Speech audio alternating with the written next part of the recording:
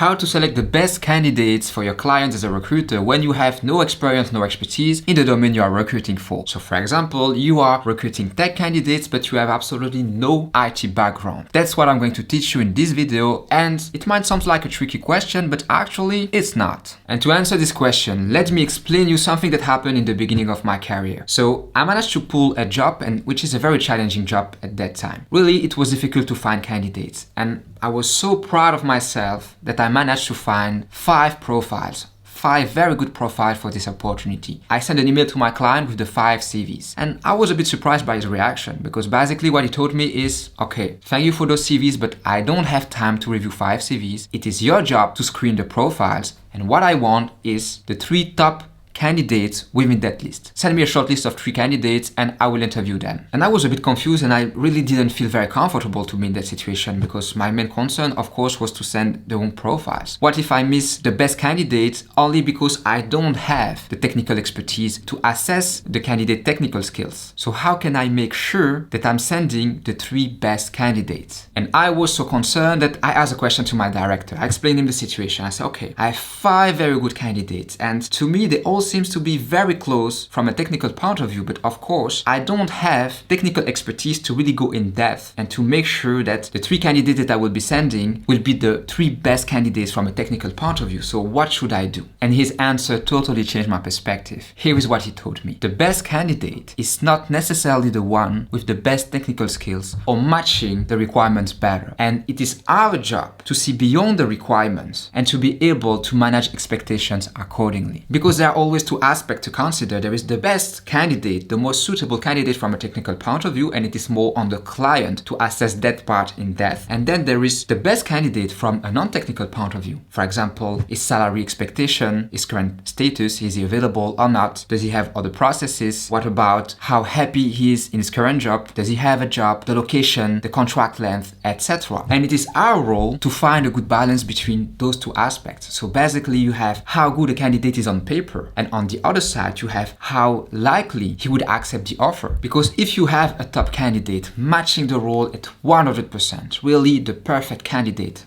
but he currently has a long-term contract and he's very happy in his role and he's not actively looking, he's just listening to the market, and he has a very competitive rate, but he is okay to be introduced to your client out of curiosity. And on the other hand, you have a candidate matching your requirements at 70%, but he's ending his contract in 2 weeks with no possibility for extension, he's very motivated in the role, and he is only talking to another company, he has a rate slightly below market standard. Definitely, this second candidate will be a far better option if you can only choose one. And this is a pretty common mistake for junior recruiters. You focus only on that first aspect, how good the candidate is on paper. And so you will most probably send the first candidate, the one matching the role at 100%, without considering how likely he would accept the offer. And then you set your client expectation very high for a candidate that most likely won't ever join him. And then your biggest mistake is to not manage your client expectation correctly. While it is absolutely the definition of our job, process control, process management, expectation management, communication, negotiation, this is our expertise, not the technical side. This is the expertise of your client. If we were technical expert, if we knew as much as they do on the technical side, we wouldn't be a recruiter. We will do their job with them, but this is not what we do.